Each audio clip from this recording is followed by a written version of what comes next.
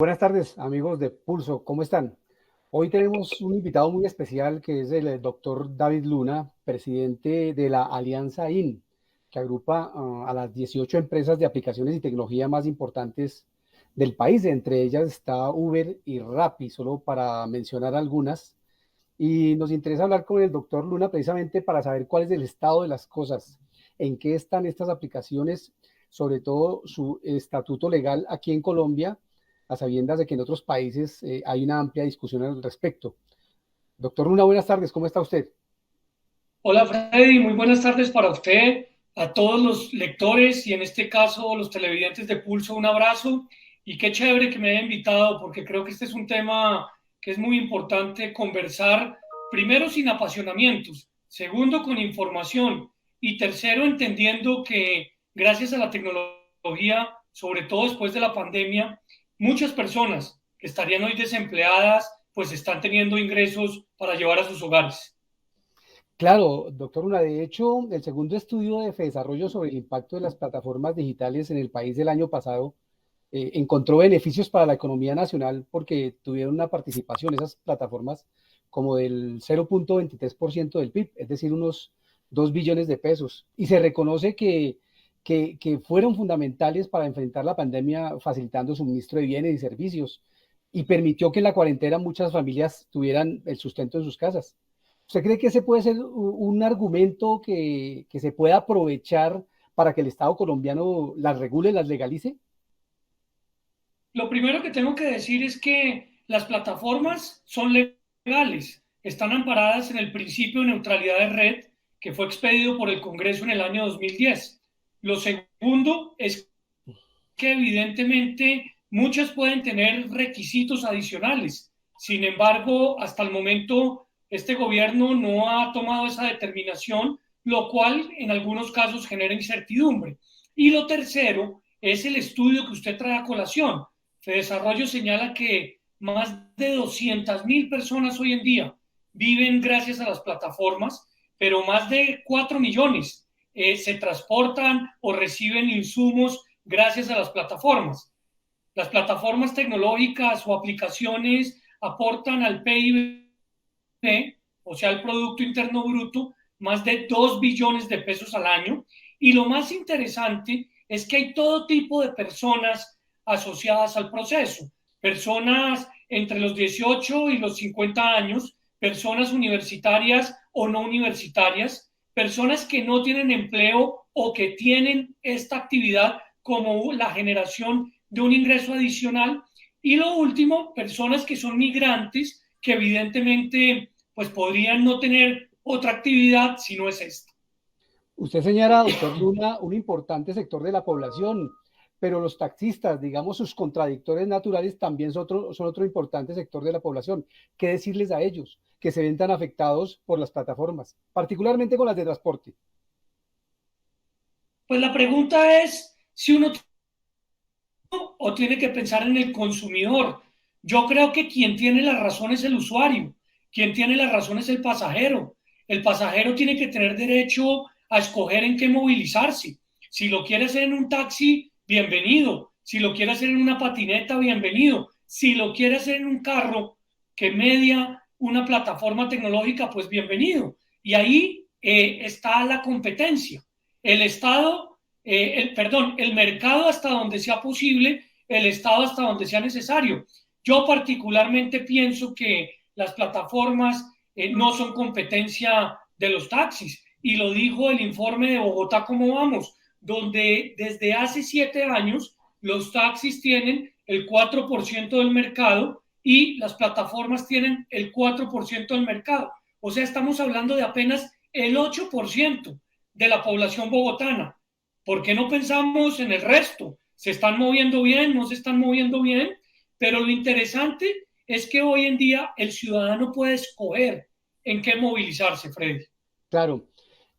Otro de los temas que se ha hablado no tiene que ver necesariamente entonces con el transporte en sí mismo, sino con la condición de las personas que trabajan con estas plataformas.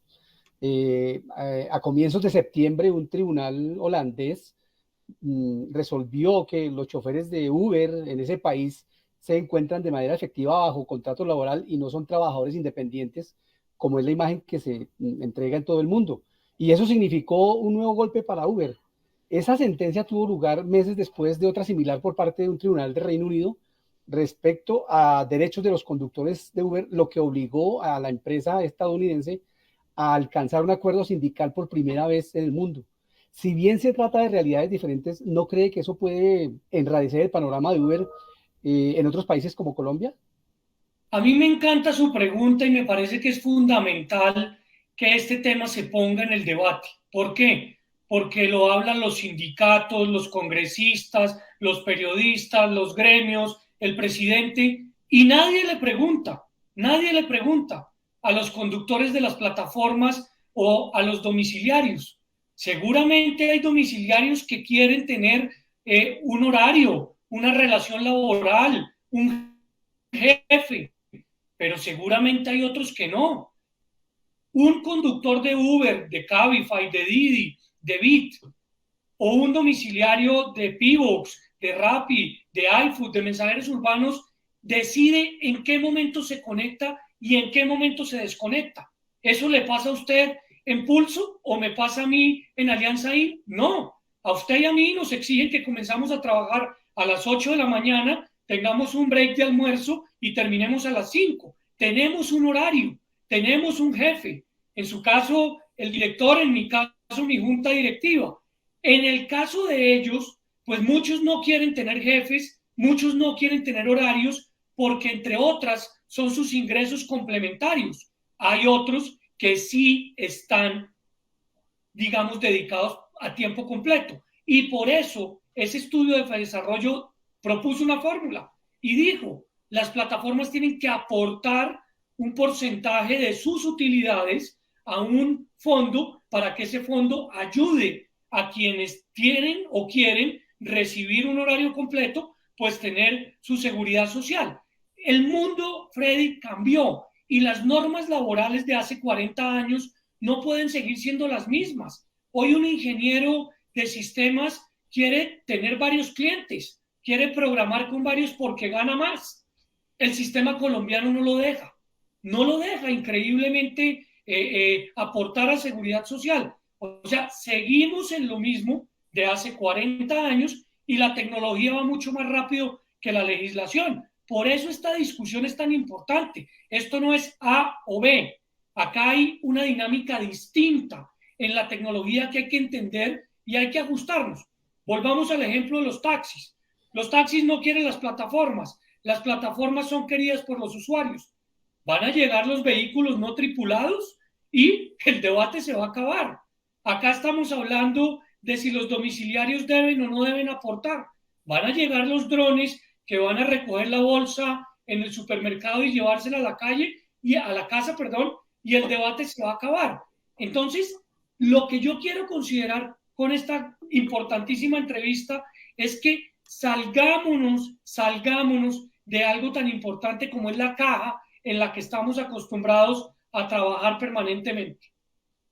En agosto pasado, la firma Robledo Abogados, en representación de Alianza IN, denunció una persecución semántica del gobierno nacional en contra de sus afiliados, así como de los usuarios y conductores que prestan el servicio de movilidad privada a través de diversas plataformas. ¿Usted nos puede explicar en qué consiste esa persecución sistemática de la cual es víctima eh, eh, eh, Alianza IN?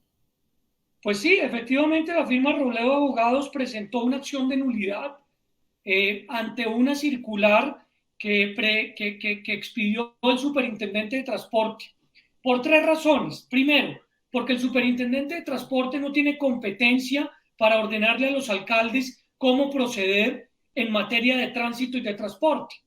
Segundo, en esa circular, el superintendente de transporte pretende sancionar a los usuarios, como si los usuarios no tuvieran derecho a elegir en qué movilizarse. Si lo quieren hacer en una plataforma de movilidad tecnológica, es porque ahí se sienten seguros, más seguros, o saben qué tarifa les van a cobrar antes de comenzar el viaje, o de pronto, pues van a poder calificar al conductor. Entonces, en ese sentido, creemos que tanto por el primer punto como por el segundo hay extralimitación de funciones por parte del superintendente. Pero tercero, lo más complicado de todo es que el señor superintendente comparó en una entrevista en Blue Radio a los conductores de las plataformas tecnológicas con un cartel de la heroína. Nos parece es una falta de respeto. Y nos parece adicionalmente que los conductores que median con plataformas están haciéndolo honestamente porque son legales. En Colombia, Freddy, como lo dije al principio, hay una ley que es la de neutralidad de red que permite que todas las plataformas rueden por la red. Eso es un principio casi que democrático. Entonces, por eso se demandó, estamos esperando que el Consejo de Estado tome determinaciones y obviamente pues podamos avanzar al respecto. Pero cuando se hace ese señalamiento tan grave y esa demanda, cualquier persona desprevenida puede pensar que hay un propósito o un interés del gobierno nacional, de algunos de los miembros del gobierno nacional o eventualmente de políticos. ¿Usted los tiene identificados? ¿Quiénes son los que están detrás del daño que supuestamente le quieren hacer a Alianza IN? Pues más que la Alianza INA, las conexiones, más que me están diciendo que mi conexión está fallando, ¿es así? ¿Tú me estás oyendo, Freddy? No, hay unos sobresaltos, doctor Luna, pero ahí nuevamente lo oigo. Ah, bueno. Pero Ahí ahí está me bien. oyes bien. Sí, señor, ahí está bien. Gracias. Es que me escribieron acá que había un sobresalto, pero espero que ya esté Sí. mejor. No, ya está bien. No, te decía, te decía que, pues, quienes le tienen miedo a la competencia, es que cuando tú tienes un sector de la economía que durante 40 años ha tenido la sobreprotección del Estado, al ser un monopolio, cuando tú tienes un sector de la economía que tiene las mismas leyes hace 40 años, pues teniendo unos ingresos multimillonarios, pues no quiere que nadie te compita, no quieres que nadie te compita. Entonces, quienes están molestos con la tecnología, no en Colombia, en el mundo, pues son las personas que no les gusta la competencia, las personas que tienen unos emporios muy claramente establecidos y que prefieren que ellos sigan siendo absolutamente intocables. Entonces, a mí me parece que la tecnología lo que hizo fue cambiar este sistema, y no solo en el transporte. Freddy, vamos un poquito para atrás. Cuando nació el mail, el correo electrónico, ¿quién se vio afectado? Pues las compañías de cartas. Cuando nació Netflix, ¿quién se vio afectado? Caracol y RCN. Y yo pregunto, ¿Servientrega hizo un paro o Caracol y RCN hicieron un paro? No, entendieron que tenían que aprovechar y usar la tecnología para lograr mejorar estas condiciones. Y en eso es que creo yo se está trabajando en muchos sectores que entendieron que la tecnología no es un enemigo, la tecnología es un aliado, la tecnología no destruye empleo, la tecnología lo transforma, la tecnología lo que busca es resolverle los problemas a los ciudadanos, y por eso es que me parece que es el ciudadano el que tiene derecho a elegir. Si a mí me brindan un buen servicio en un taxi, pues yo lo voy a usar, yo los uso. Yo me monto en taxi muy a menudo, como también me monto en plataforma, y en determinado momento digo, esto es mejor que esto o esto mejor que aquello. De eso es que se trata la competencia. Si la respuesta del Consejo de Estado no es favorable a los intereses de Alianza IN, ¿qué piensan hacer? ¿Piensan mover cosas en el Congreso por su parte? Pues Freddy, al Congreso hemos ido en varias oportunidades, hemos acompañado discusiones de proyectos de ley. El último fue un proyecto de ley presentado por casi 80 congresistas que nos querían imponer a Alianza INE y a sus asociados impuestos, y estuvimos de acuerdo, que nos quería imponer seguros y estuvimos de acuerdo, que nos quería imponer reglas más estrictas y estuvimos de acuerdo. ¿Por qué? Porque los más interesados en que haya una reglamentación, porque vuelvo y repito, este servicio es totalmente legal, pues somos quienes estamos pendientes de que esto avance. Entonces, bienvenido esa discusión en el Congreso o en su defecto en el gobierno, porque el gobierno también tiene facultades para tomar decisiones. Yo fui ministro de Tecnologías de la Información. Yo sé que este es un tema sensible. Yo sé que un paro de taxistas es difícil. Yo sé que cuando a usted le ponen en todas las ventanas de los taxis abajo Luna o abajo el ministro Luna, o cuando queman muñecos con su cara, pues es difícil porque eso no es fácil de manejar, ni uno está siempre dispuesto a que lo insulten, pero pues esa es la vida y la tecnología cambió la vida. Mire usted el caso de Pulso, mire usted el caso de Pulso. Pulso es un medio de comunicación periodístico exitosísimo que además agrega contenido, pero que también produce su propio contenido y lo que ha logrado hacer es poner a pensar a su competencia.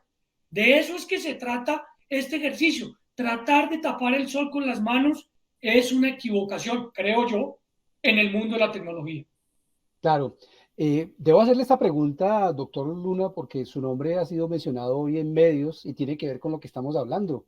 Está sonando para ser la cabeza de lista de cambio radical para el Senado en las próximas elecciones. ¿Se le va a medir a la política y desde allí eventualmente empujar las cosas de las plataformas? Oiga, el espíritu periodista sí es una cosa muy clave, ¿no?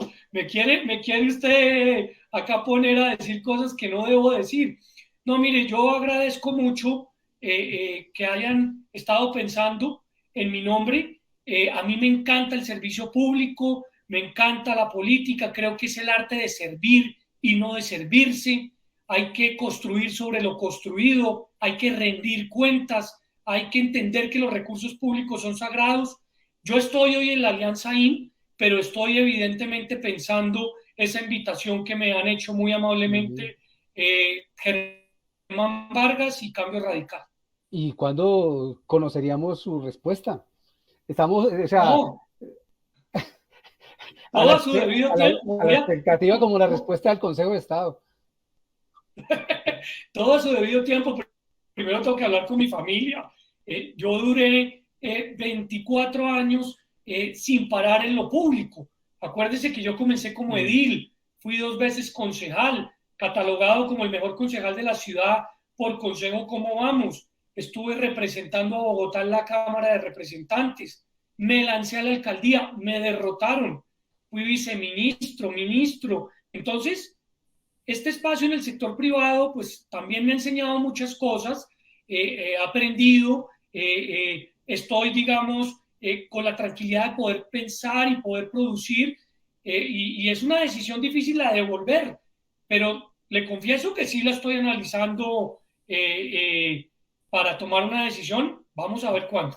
El prurito de la política también, ¿no? Es como el prurito del periodismo. No deja de picar. Ustedes Es cierto. en la alianza IN dicen que se sustentan en 4 pilares: impacto, educación, innovación y marco regulatorio. Si bien los 3 primeros se puede decir que son relativamente fáciles de alcanzar, todavía lo del marco regulatorio entonces es un poco problemático. Eso no quiere decir que la mesa está un poco coja todavía. ¿Qué piensan hacer? Es decir, en blanco y negro hoy, ¿en qué están las Y es, plataformas? sí, yo lo que le oí Lo, cortado lo en ese estoy, momento, fui yo, yo lo escucho cortado, lo estoy escuchando usted, cortado.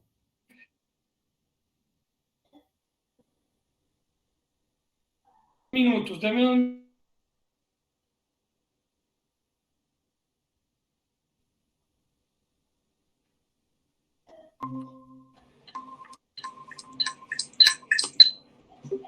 Resolví ¿No? conectarme por acá porque tengo un problema Está muy con el claro. equipo, pero ¿me puede repetir, Freddy, la pregunta, porfa? Sí, le decía que la alianza IN dice sustentarse básicamente en 4 pilares: impacto, educación, innovación y marco regulatorio. Si bien los 3 primeros se puede decir que son relativamente fáciles de alcanzar, todavía lo del marco regulatorio está un poco crudo por lo que estamos conversando. Eso no quiere decir que la mesa está también coja. En realidad, ¿en qué están hoy las plataformas? Una persona que eventualmente quiere jugársela con Uber y poner su carrito a trabajar en eso lo puede hacer. La gente no entiende realmente hoy en qué está esto. Pues básicamente, insisto, las plataformas, todas las que transitan por la red de Internet colombiana, son legales de acuerdo al principio de neutralidad de red, salvo que el Congreso las prohíba. El Congreso prohibió las plataformas en materia de pornografía y reglamentó las de juegos de suerte y azar. Entonces, dos, es muy importante saber que estamos dispuestos desde Alianza IN a que haya toda la capacidad para tomar decisiones y imponer cargas, pero también imponer beneficios, porque hay que pensar en los ciudadanos, que los ciudadanos tengan derecho a elegir, no solamente cómo movilizarse, sino dónde comprar y cómo hacerlo. Entonces, este es un tema que evidentemente genera discusión, no solamente en Colombia, en todo el mundo, y genera discusión porque evidentemente es disruptivo, llega contundentemente a cambiar las reglas de juego a las que estamos acostumbrados. Y en ese sentido, pues hay que tener entendimiento, pero lo más importante hay que tener capacidad de siempre ver al ciudadano como el mejor beneficiado en un proceso. ¿Por qué, doctor Luna, no nos habla un poco más de Alianza IN? ¿En qué consiste? ¿Cuándo se creó? ¿Hacia dónde apunta? ¿Qué quieren llegar a ser? Alianza incumple dentro de pocos meses 2 años de vida. Es un gremio que agrupa a 19 compañías de tecnología. Tiene una sombrilla que es la de la economía del bien común, la economía colaborativa, donde usted tiene la posibilidad de utilizar bienes en desuso o en uso medio para poder generar ingresos adicionales, pero adicionalmente donde con tecnología conecta una necesidad con una oferta para generar ahorros. Alianza IN tiene 4 pilares: el pilar de innovación, el pilar de delivery o domicilios, el pilar de formas de movilidad alternativa y el pilar de movilidad. Estamos 19 compañías en estos momentos y además de conversar sobre reglas de juego, hablamos de la necesidad y apoyamos procesos de alfabetización digital, de enseñanza de pensamiento computacional. Nos gusta ayudar a que las ciudades sean más sostenibles, más inteligentes, y lo más importante es que entendemos la tecnología como un aliado. En eso estamos y a eso le apostamos. ¿Han pensado en hacer algo, o por lo menos no lo conocemos, para resolver el grave problema de el manejo de imagen que le están dando sectores de la delincuencia en Bogotá, que por ejemplo para cometer sus ilícitos se visten de rapitenderos y dejan muy mal la imagen de esa compañía? Sí, sí, Freddy, muy preocupados con esta situación. Delincuentes se visten en ocasiones de domiciliarios, como también se visten de operarios de la ETB o de Codensa o de las empresas de aseo. Eso es, pues, por supuesto, repudiable.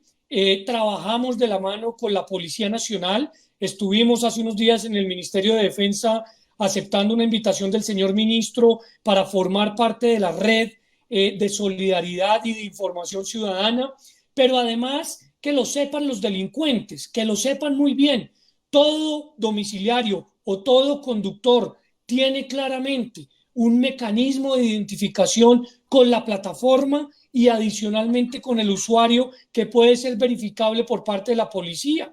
En ese sentido, que se vayan teniendo esos delincuentes, porque el momento que los capturen, rápidamente los pueden identificar y esa es una agravante, un agravante para aumentar las penas, el de utilizar uniformes que no pertenecen a la persona. Entonces, qué importante pues tener la capacidad de poder compartir contigo esta información el día de hoy. Gracias. Ya para ir terminando, doctor Luna, ¿usted nos puede contar más o menos cuál es el promedio de ingreso de una persona hoy que está trabajando con Uber en un horario más o menos razonable, lo mismo que en Rappi?